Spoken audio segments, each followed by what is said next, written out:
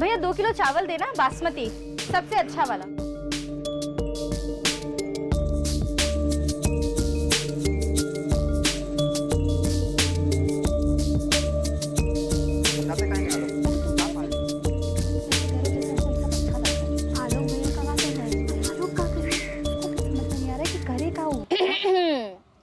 Hello. अब वैसे अगर हमारे पीठ पीछे हमारी बुराई करके पेट ना भरा हो तो हमने खाना बना दिया है। खाना खाने चले? माँ जी, पिंकी दीदी, जीजा जी चलिए ना। ये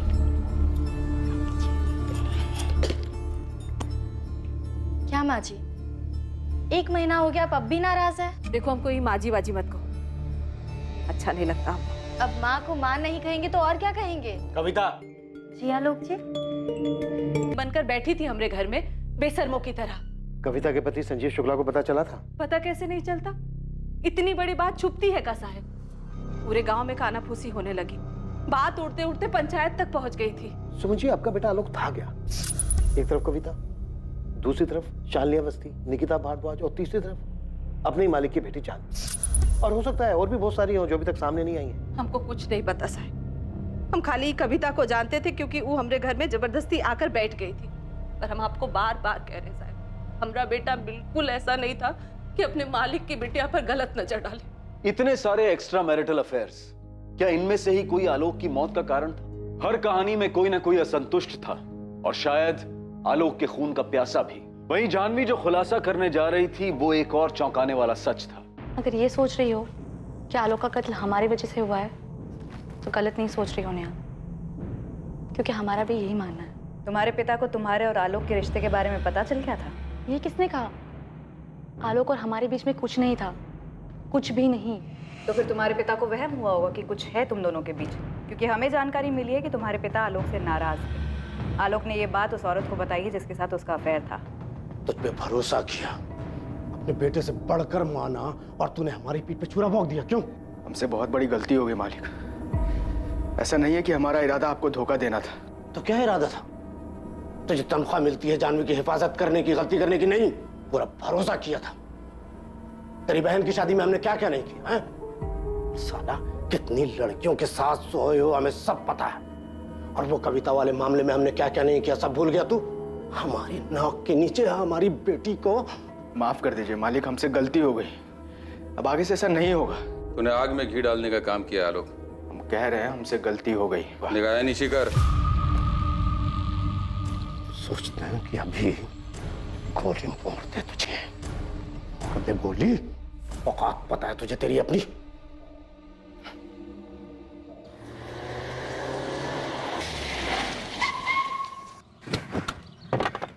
जानवी, हमने तुमको पहले भी चेतावनी दी थी ना। हमें हमेशा गलती अपने सर पर लेने की जरूरत नहीं है, हम देख लेंगे। और ये क्या तुम पापा को हर बार सफाई देते रहते हो? हाँ, सबकी जरूरत नहीं है, प्लीज। हमने तुम्हारे पापा को कुछ भी नहीं बताया है। तुमने हमको तुम्हारे और तुम्हारे पापा के बीच की वफादारी के दलदल में झोंक दिया है। पहले भी कहा था दूर रहो इन सब से। आलोक और हमारे बीच में कुछ भी नहीं था, कुछ भी नहीं, क्योंकि यहाँ बात थी रवि की। रवि? ये रवि कौन है? रवि हमारा बॉयफ्रेंड है, जिससे हम प्यार करते हैं।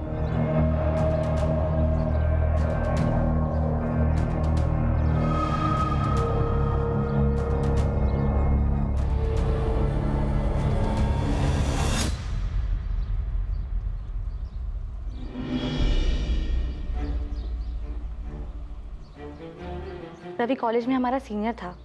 हम लोग एक दूसरे को पसंद करते थे। हम सबसे छुप के एक दूसरे से मिलते थे। सिर्फ आलोक ही इस बात को जानता था। तुम हमें धोखा तो नहीं दोगे ना आलोक? सिर्फ आलोक ही था जिस पर हम भरोसा कर सकते थे।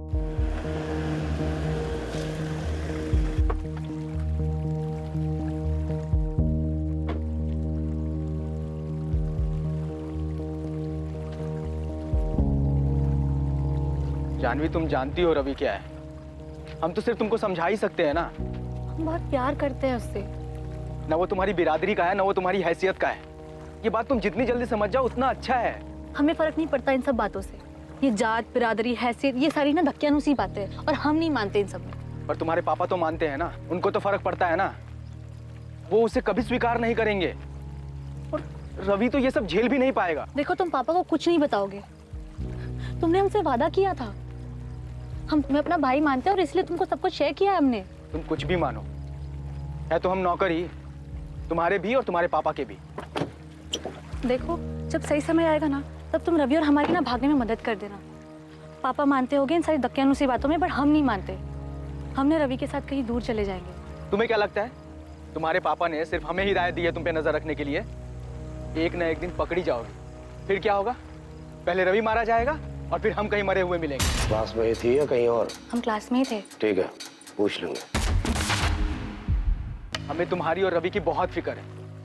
रवि बिल्कुल हमारे जैसा है, गरीब, उसके ऊपर भी परिवार की बहुत सारी जिम्मेदारियां हैं और वो सबसे भागकर सिर्फ तुम्हारे पीछे लगा हुआ है। 23 का है, 24 देख भी नहीं पाएगा वो, और इसकी जिम्मेदार तुम होगी।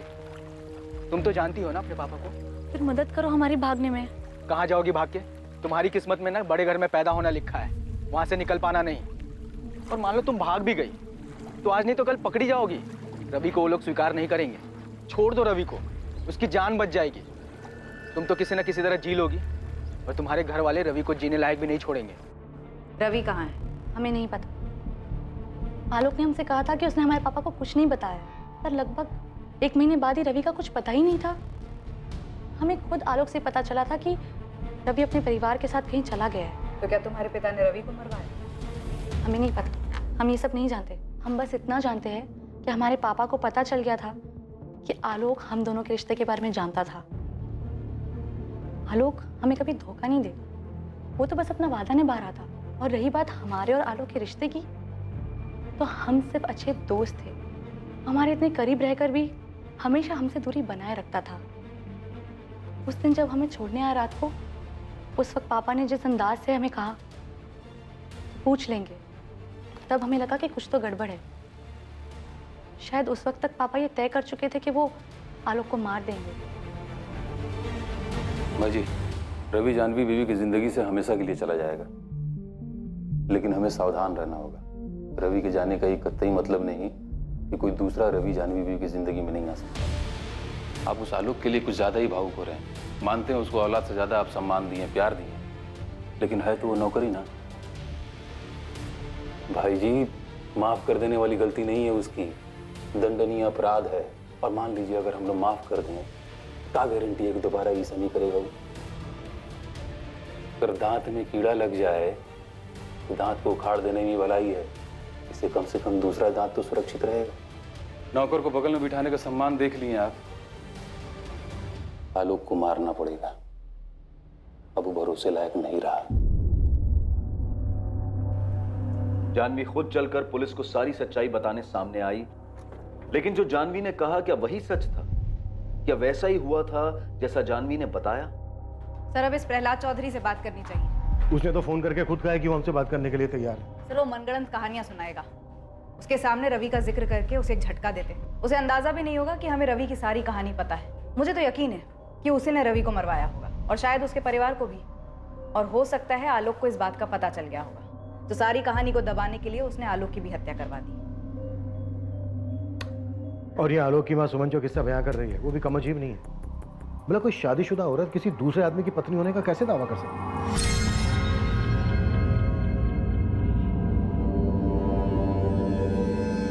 एक मुर्दे के पीछे इतने गड़े मुर्दे उखड़ रहे हैं। एक आदमी का कत्ल होता है और उसके पीछे इतनी सारी कहानियां। सर, आलोक के दोस्त भरत को भी कस्टडी में ले लिया है। सर, ऐसा तो नहीं हो सकता कि इस माँ की कहानी में इस भरत को कुछ भी ना पता हो। और पासवान सर कविता और संजीव शुक्ला से बात कर रहे हैं, इसे जल्दी सच सामने आना चाहिए। वैसे सर, जानवी और रवि की लव स्टोरी सच भी है या फिर एक सिर्फ कहानी? अरे हम जब कहे कि हम खुद आते हैं तुम्हारे पास इंस्पेक्टर, तो तुमने मना कर दिया। अब क्या जरूरी काम आन पड़ा? हाँ, क्योंकि अचानक ही एक रात को आपके सबसे चहेते वफादार मुलाजिम आलोक की हत्या हो गई। कड़ियां जोड़ रहे थे अब तक हम प्रहलाद जी, अब जुड़ चुकी हैं। आप खुद ही आ जाएंगे तो बेहतर रहेगा। अब क्या पता लग गया घनश्याम इनको? कुछ समझ में नहीं आ रहा भाई जी।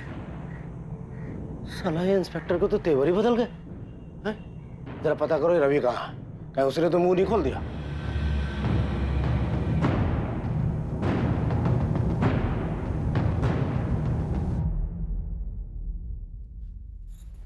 अम्मा, पुलिस बबलू से पूछताछ कर रही है कविता के बारे में, और ये भी पूछा कि पहले क्यों नहीं बताया उसके बारे में।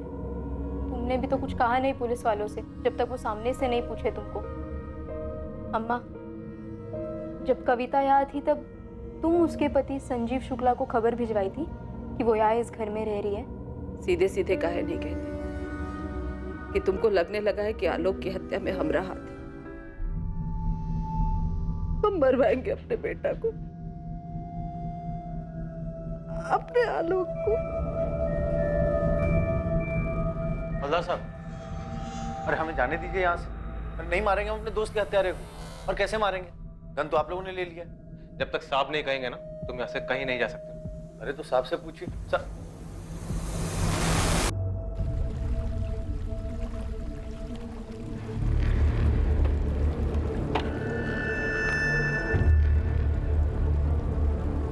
दोस्ती का मतलब समझते हो तुम? इतना समझते हैं कि संजीव शुक्ला को हम संभाले। जान लेना चाहता था तुम्हारी, मुआवजे की रकम कम करवाए, वरना जो तुम कविता के साथ कर रहे थे ना, भगवान भी उसके लिए तुमको माफ नहीं करेगा। तुम क्या कर रहे हो? बाप बनना चाह रहे हो हमारे? उसे तो मरना ही था सर, तो मर गया। अरे उसे तो बहुत पहले मर जाना चाहिए था। गलती कर दी जो पहले छोड़ दिया उसे। क्यों? 1 साल बाद तुम्हारी पत्नी के साथ फिर से रिश्ता जोड़ रहा था। इनसे क्या पूछ रहे सर, हमसे पूछिए ना। क्या खिचड़ी पक रही थी तुम दोनों के बीच? अरे किसी एक के साथ खिचड़ी पका रहा हो तो कुछ बताया ना सर। कहीं भी मुंह मारने चला जाता था सारा। और जितना बड़ा कभी ना वो था ना, उतनी बेशरम ये है। उसकी अय्याशियों से इसको कुछ फर्क नहीं पड़ता। लीच की तरह चिपकी हुई थी आलोक के साथ। तो पंचायत लेकर क्यों आए थे हमें ले जाने? इतने बेशरम है तो छोड़ दो हमको।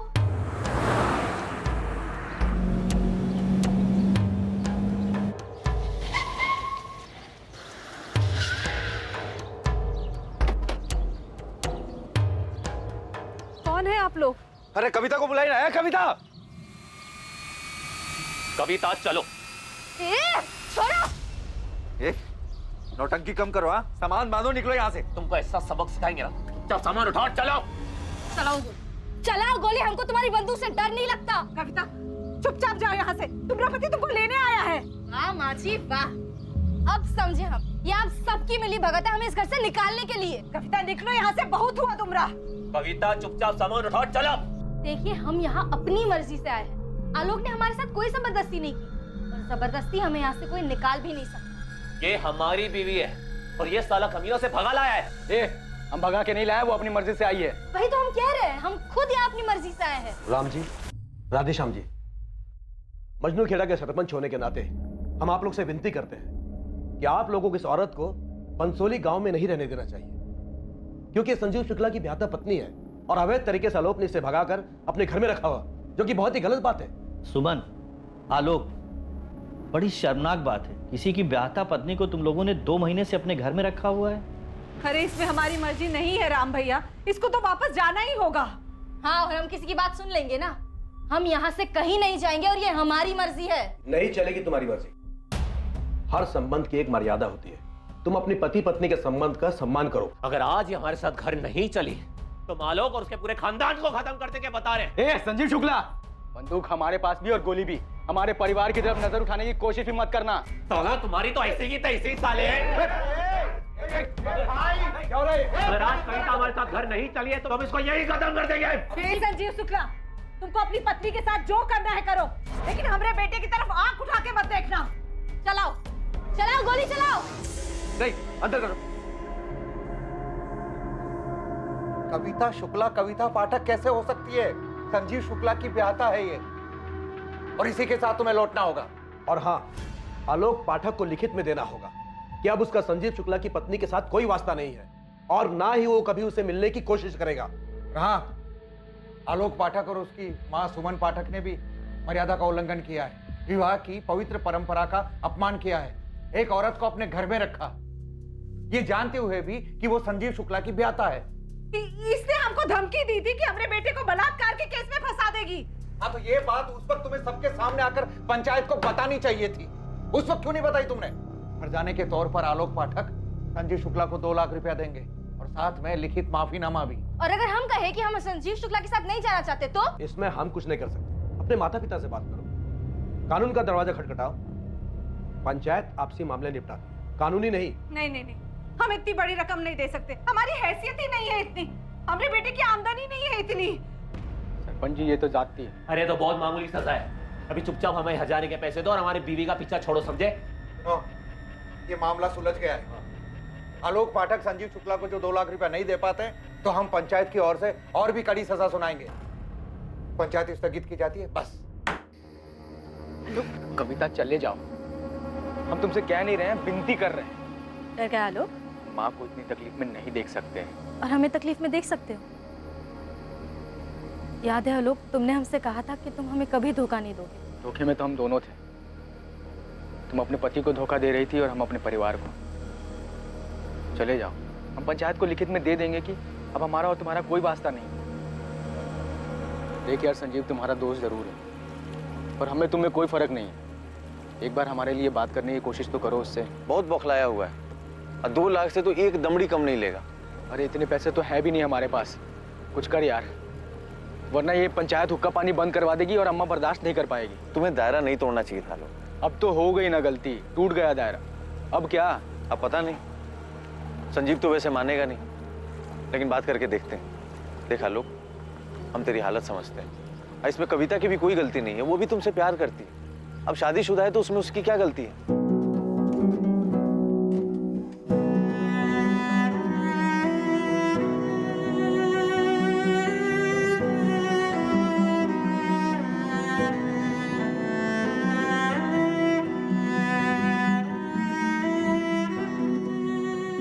ये भरत गुप्ता तुम्हारा दोस्त है ना संजीव?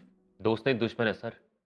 उसकी पैरवी पर हट जाने की रकम हमने 1/4 कर दी थी। 2 लाख की जगह 50,000 में मान गए थे। बाद में पता पड़ा दोनों दोस्त बन गए। उस आदमी से दोस्ती कर ली जो हमारी बीवी को भगा ले गया था, दोगला साला। वो नहीं भगाया था, हम खुद गए थे। अरे कायदे से तुमको आलोक को उसी वक्त मार देना चाहिए था। कायदे से तो हमको भी तुमको मार देना चाहिए था, पर अभी देर नहीं हुई है और ना ही हम बदले हैं। 1 मिनट, आदमी का मर्डर हुआ है। इसी ने मारा होगा सर आलोक को। अरे काश हमने मार दिया होता उस वक्त। फिर कोई बात नहीं, अब मर गया ना। संजीव, तो क्या मैं ये मानूं कि तुम अपना जुर्म कबूल कर रहे हो? जो मानना है मान लीजिए सर। आलोक मर गया, हमारे लिए उतना ही काफी। उसकी हरकतें ऐसी थी, कोई ना कोई तो मारता ही उसे, और कोई और ना सही भरत नहीं मारा होगा उसे। दोनों गनमैन थे सर, और दोनों की दोस्ती भी हो गई। आलोक ने भरत की किसी लड़की पर हाथ डाल दिया होगा, इधर उधर मुंह मारने की आदत तो थी उसकी। फिर क्या, जला दी गनमैन ने उस पर गन। मतलब अभी तो जो कुछ और नहीं मिला तो तू भरत पे गुगली फेंक रहा है? सर खिलाड़ी तो भरत है, ये गुगली उसी ने फेंकी होगी। ये बात तो तय थी कि गुगली इन्वेस्टिगेशन पर फेंकी जा रही थी, और शुरुआत से यही हो रहा था। चाबी? आलोक, कल सुबह कॉलेज के लिए ना 9 बजे निकलेंगे, ठीक है? एक और गुगली थी जो जानवी के पिता बाहुबली प्रहलाद चौधरी फेंकने वाले थे। क्या वाकई ये सिर्फ एक गुगली थी या फिर आलोक की हत्या से जुड़ा एक सच?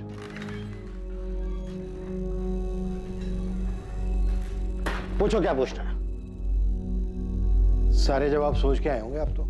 समय बर्बाद मत करो, बहुत कीमती समय होता है हमारा, समझे? देखो भरत, तुम आलोक के दोस्त हो, लेकिन हमारे शक के दायरे से बाहर नहीं हो। हमारी नजर है तुम। आलोक को मारकर हमें क्या मिलता? मिला भी क्या? मिला भी क्या मतलब? आलोक के मरने से क्या मिला? दोस्त था वो हमारा। पता नहीं जिसने भी उसे मारा है उसे उसको मार करके क्या मिला होगा। प्रहलाद जी, आपने आलोक को उसके दोस्त भरत से ही मरवाया ना? भरत अभी भी यहीं से गया है, लेकिन हमारी रडार से दूर नहीं गया है। और सच तो मुझसे गुलाई लेंगे।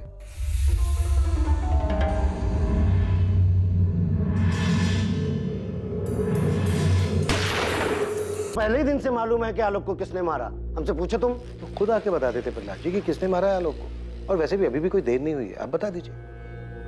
आपकी गुगली फेंकने का इंतजार कर रहा हूं मैं। ऐसी की तैसी गुगली की, हमें बाउंसर पे बाउंसर दिए जा रहे हो। हमारा नाम जबरदस्ती घसीट रहा है ऐसे मामले में जिससे हमारा कोई लेने का देना नहीं है। और ये साला इंटरनेट, लोग थू कर रहे हैं कि प्रहलाद चौधरी का हाथ है इस केस में। ये आलोक पाठक, उसके मर्डर से तुम्हारा ये डिपार्टमेंट हमारा नाम जोड़ रहा है, हमारी छवि धूमिल कर रहा है, और हमारी बेटी को हमारे खिलाफ भड़काकर इंटरोगेट कर रहा है। क्या हमें पता नहीं है? कमाल का एंगल ढूंढ रहे तुम लोग। इस छछुंदर को मारने के लिए इतना बड़ा षड्यंत्र रचेंगे हम, अपनी छवि खराब करेंगे, सोचो। और रवि,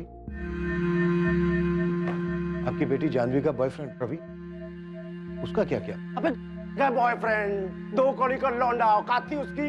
रवि को तो हम पहले ही ठिकाने लगा दिए हैं। कहाँ गाड़ा रवि? वाराणसी में है लौंडा, गाड़ा वाड़ा नहीं है, सेटल कर दिया उसको। सुनो बालक, हम तुम्हारे लिए बनारस में नौकरी का प्रबंध कर दिए हैं, घर भी ले लिए हैं किराए पे और 1 साल का हम किराया भी भर दिए। तो अब जितना जल्दी हो सके ये सब प्रपंच समेटो और तत्काल जाके बनारस में विस्थापित हो जाओ। समझ रहे हो? नया घर, नया नौकरी, नया नंबर, और जो रहेगा हमारे पास। दूसरी बात, जानवी बेबी से दूर रहना, न बात करने की कोशिश करना, न मिलने की। पल पल की खबर रखेंगे तुम्हारी हम। और आखिर और महत्वपूर्ण बात, नजर हटी दुर्घटना घटी। अरे रवि को जब हमने प्यार मोहब्बत से निपटा दिया तो आलोक को मारने की क्या जरूरत थी? इसलिए कि रवि के बारे में उसने नहीं बताया। अरे साला को औकात दिखा दिया, मारते क्यों? इसने कहा था घनश्याम ने कि मार दो साले को। हम बोले भाई जी को लड़का दगाबाज है, आप सपोले को दूध पिला रहे हो, आज नहीं तो कल डसेगा। लेकिन भाई जी दयालु हृदय वाले, बोले मत मारो, जाने दो। इंस्पेक्टर, लड़का बुरा नहीं था आलोक, हम जानते हैं। इमोशन में आके हमारी लड़की का साथ दे गया। अभी आपने कहा था कि आपको पहले दिन से ये बात मालूम थी कि आलोक को किसने मारा है। जानना चाहोगे? बिल्कुल। रवि ने मारा आलोक को। गुगली नहीं है हमारी बेटी जानवी, क्या करें? खून तो हमारा ही है ना। उसी ने प्लान किया होगा और करवाया होगा रवि से। सोचो।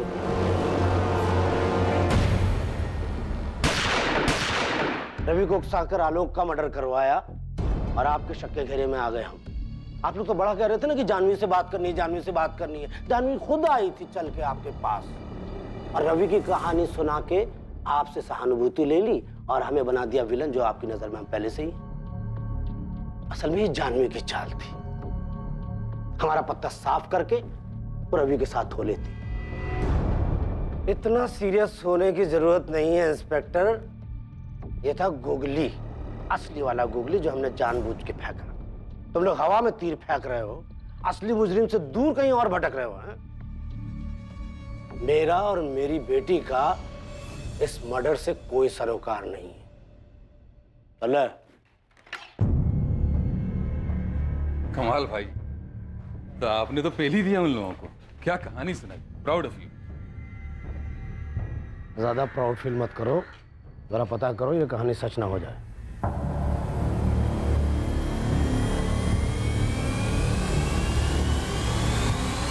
सर, हमारे पास आलोक के आसपास के सारे पहलू हैं। अब इसके बाहर भी कुछ हो सकता है क्या? आजा मुश्ताक, क्या खबर लाया भाई? तगड़ा खबर है सर। 2 दिन हो गए मुश्ताक, अभी तक तू ऐसी किसी हिस्ट्री शीटर को नहीं ढूंढ पाया जो हमें ये बता दे कि गोली किसने चलाई। साहब जी, या कोई हिस्ट्री शीटर हो तो बताओ। तो फिर गोली किसने चलाई?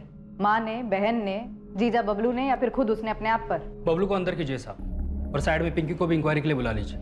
असली हिस्ट्री वहाँ मिलेगा आपको। वहाँ क्या हिस्ट्री है, खुल के बोलना। साहब, पिंकी और उसकी माँ में जबरदस्त अनबन है। खुद उसकी माँ उसके पीछे पड़ी थी कि वो अपने पति बबलू को छोड़ के भरत से शादी कर ले।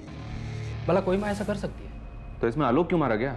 हो सकता है साहब कि आलोक इस बात के खिलाफ।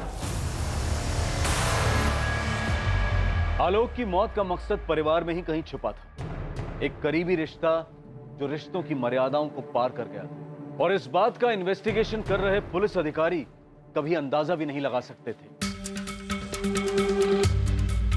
आलोक का पूरा परिवार इन्वेस्टिगेटिव टीम की रडार में था, और जो सामने आने वाला था वो एक बहुत ही महत्वपूर्ण कड़ी थी जो इससे पहले इन्वेस्टिगेशन के दौरान अब तक जुड़ नहीं पाई थी। हाँ, ये बात सच है कि अम्मा हमको बबलू को छोड़ के भरत से शादी करने को बोल रही थी।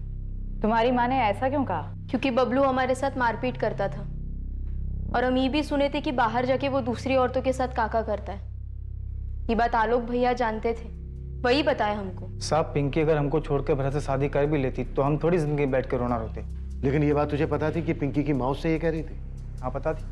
हमको लगा आलोक चढ़ाया होगा, और हम क्या करते? और पिंकी जाती तो भी नहीं रोकती, वो खुद ही जाने को तैयार नहीं थी। हाँ, लेकिन हम बबलू को नहीं छोड़ना चाहते थे। हम प्यार करते हैं उससे, इसीलिए हमने अम्मा से भी साफ साफ कह दिया था कि हमारे साथ ये फालतू बातें ना करें।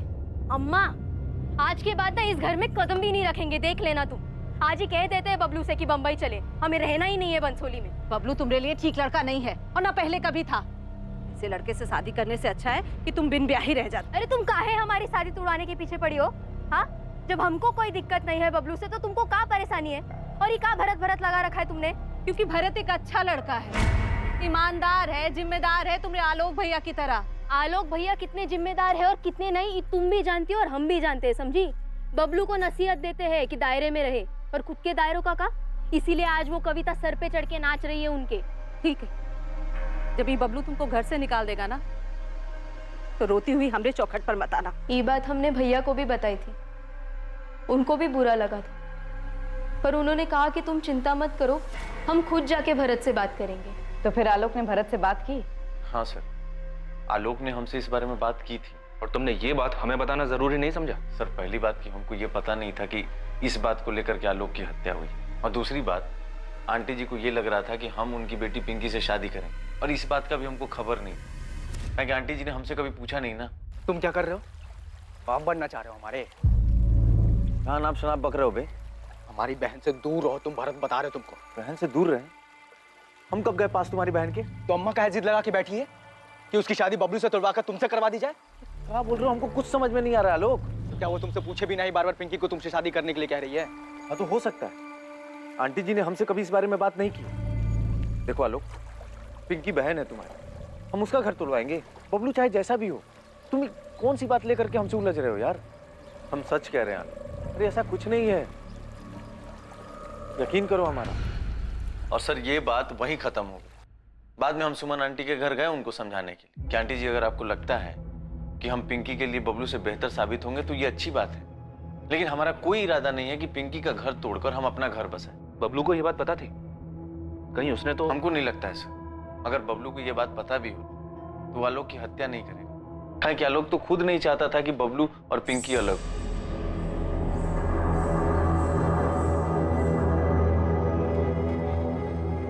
बबलू, आलोक भैया ना अम्मा से झगड़े होंगे और उनसे कहा होगा कि हमारे जिंदगी में दखल अंदाजी ना करें।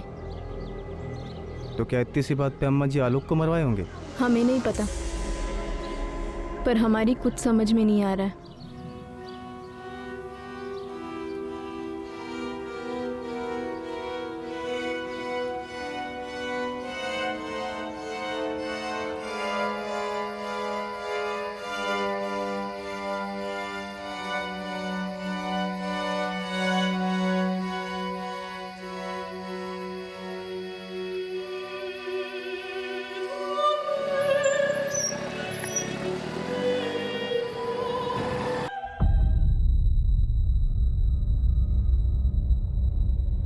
पिछले 4 महीने से भरत ने आलोक को कोई कॉल नहीं किया। और इसके पहले लगभग ये लोग हर रोज बात करते थे। अच्छा, जब हमने आलोक के कॉल रिकॉर्ड्स निकाले थे तो उसमें भरत का कोई अता पता नहीं था, राइट?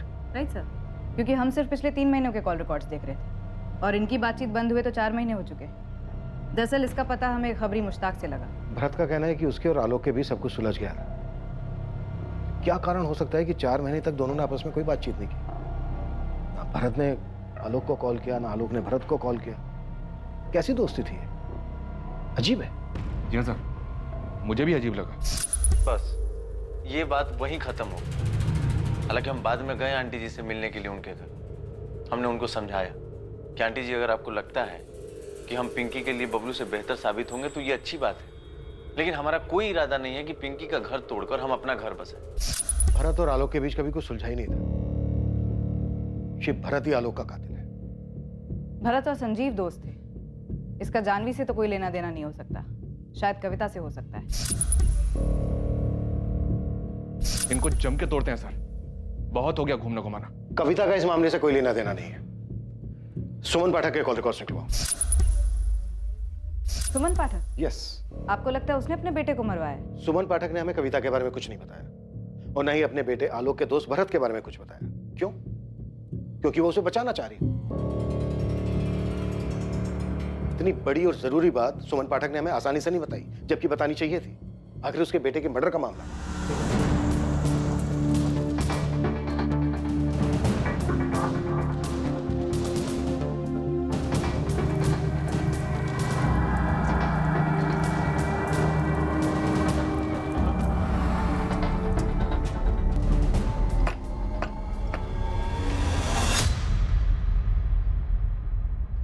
मर गया।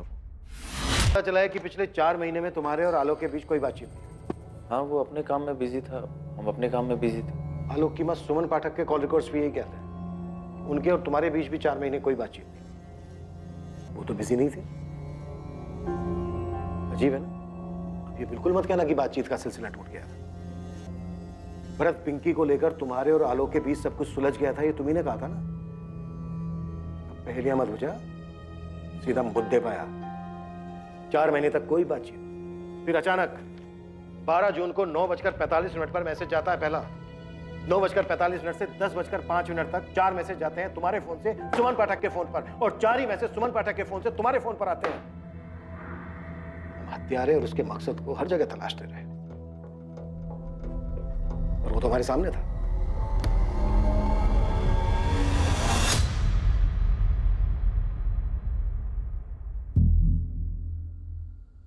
बैठिए।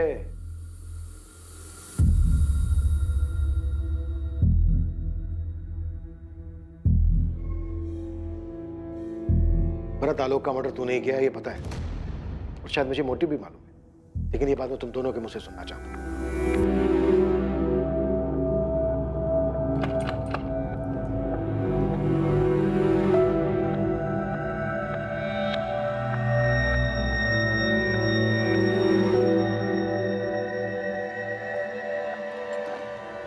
कविता वाले मामले के बाद भरत आलोक की जिंदगी में आया, उन दोनों की दोस्ती हो गई, और इस तरह भरत हमरे भी जिंदगी में आ गया। और हम जान ही नहीं पाए कि भरत सिर्फ हमारी जिंदगी में आने के साथ साथ कहीं आगे बढ़ चुका था। वो अब हमारी जिंदगी का हिस्सा बन चुका था। अगर आलोक को ये बात पता चली ना, पता नहीं क्या करेगा वो। ये तो हम भी नहीं जानते भरत, क्या जवाब दें हम तुमको। हम रोज रोज यहाँ नहीं आ सकते, कहीं किसी ने देख के गणित बिठा दिया ना, बहुत घबराहट होती है हमको। अरे क्या सोचेगा, यही सोचेगा कि आलोक का एक दोस्त उसकी माँ से मिलने आ रहा है, और क्या। हाँ, लेकिन ऐसे कब तक चलेगा सुमन? क्या बोले तुम? सुमन? अच्छा लगा हमको। तुम एक काम काहे नहीं करते, पिंकी से शादी काहे नहीं कर लेते? वैसे भी वो बबलू कोनो काम का नहीं है। तुम अपना बेटी का घर तुड़वाना चाहते? तो इस तरह तुम्हारे ही आने पर कोई सवाल नहीं करेगा ना। नहीं रह सकते हम तुम्हारे बिना। तो भरत की पिंकी से शादी करवाने का मकसद कुछ और ही था। ये शादी पिंकी के लिए नहीं, बल्कि खुद के लिए करवाई जा रही थी। क्या आलोक इस बात को जानता था? या इस बात का उसके सामने खुलासा होने से पहले उसकी मौत हो गई? आलोक जान चुका था, वो इस बात से अच्छी तरह वाकिफ था। आलोक को इस बात का अंदाजा हो गया था कि हम भरत और पिंकी की शादी पर इतना जोर काहे दे रहे हैं।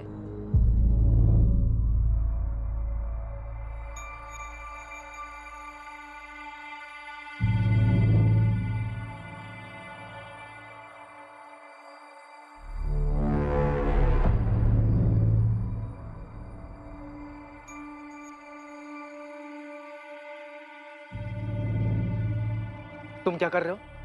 बाप बनना चाह रहे हो हमारे? कहाँ नाप शनाप बक रहे हो बे? साले रोज दोपहर को तेरी बाइक हमारे घर के आगे खड़ी रहती है। हमारी हिम्मत नहीं होती खिड़की से अंदर झांकने की, काहे कि हमारी अम्मा है, वो हमारी अपनी एक मर्यादा है। तो इसका मतलब ये नहीं कि हमको पता नहीं अंदर क्या चल रहा है। हमारी और हमारी अम्मा की जिंदगी से दूर चले जाओ, नहीं तो साले हम जेल चले जाएंगे, फांसी पे चढ़ जाएंगे, लेकिन तुमको जिंदा नहीं छोड़ेंगे। चले जा। आजा, ये अपनी शक्ल भी मत दिखाना, और हमारी अम्मा की शक्ल देखने की कोशिश भी मत करना। आया समझ? समझ गया।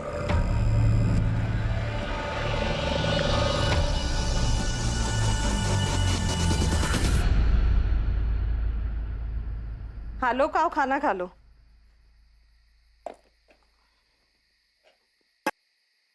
आलोक आओ, खाना खा लो बेटा। हम जानते हैं तुम भरत और पिंकी की शादी पर इतना जोर काहे दे रही थी।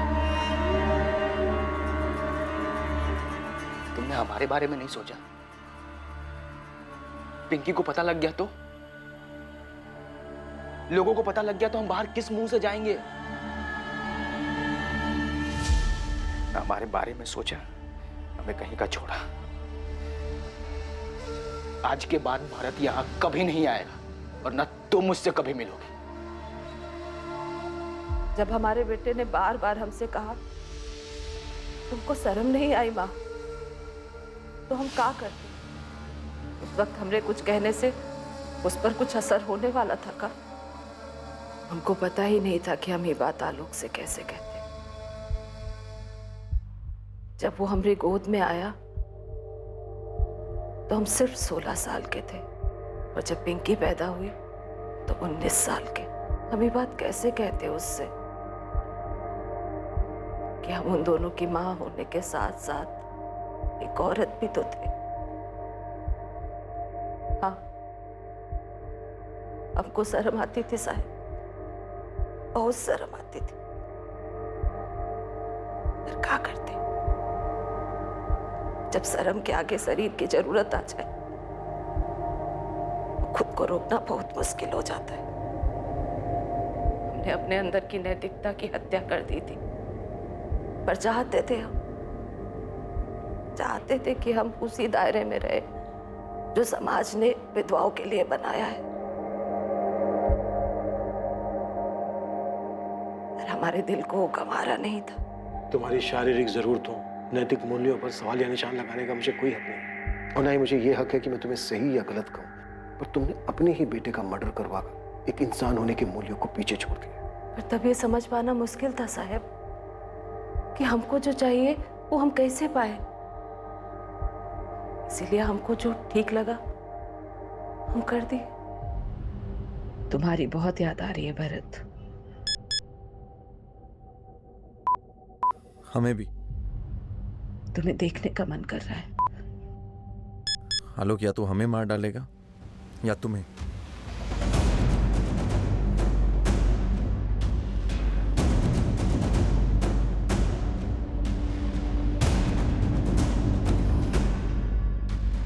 तो तुम मार डालो आलोक को, मार डालो उसे।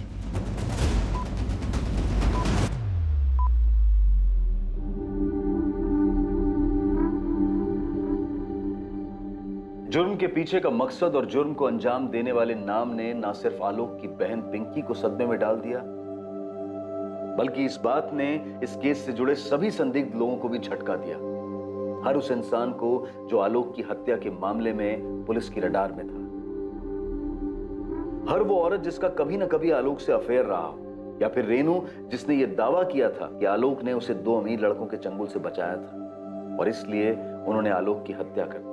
सभी इस खुलासे से बेहद हैरान थे। इस बात का जवाब देना कभी भी आसान नहीं रहा है कि कोई क्यों समाज के बनाए नियमों का उल्लंघन करता है, समाज के बनाए दायरे को पार करता है। मन की आजादी और शारीरिक इच्छाओं को आप या हम कैद नहीं कर सकते हैं, और यही विरोधाभास दुविधाओं को जन्म देता है। क्या पुलिस, कानून व्यवस्था इस तरह के निजी मामलों में कोई भूमिका निभा सकती है ताकि मर्डर जैसे जघन्य अपराध होने से बचाए जा सके? एक्स्ट्रा मैरिटल अफेयर्स के मामलों की वजह से होने वाले अपराध अमूमन हर जगह होते हैं। इसमें किसी एक देश पर उंगली नहीं उठाई जा सकती। एक समाज के रूप में हम जिन सीमाओं को अपनाते हैं वो दरअसल हम इंसानों ने ही बनाई है। इसीलिए उन सीमाओं को पार करने का आवेश और उसकी इच्छा दोनों ही हमारे फैसलों पर निर्भर करती है कि आखिर हम चाहते क्या है। अगर हम सतर्क रहें और समझदारी से सोचें तो इस बात का संतुलन बना पाएंगे कि कौन सी बात हमें याद रखनी चाहिए और कौन सी बात भुलाकर आगे बढ़ जाना चाहिए। अब मैं अनूप सोनी आपसे विदा लेता हूं, फिर मुलाकात होगी एक और नए केस के साथ। और हमेशा याद रखिए, क्राइम और आपके बीच में सिर्फ इतना फर्क है कि आप कितने सतर्क हैं। सतर्क रहें, सुरक्षित रहें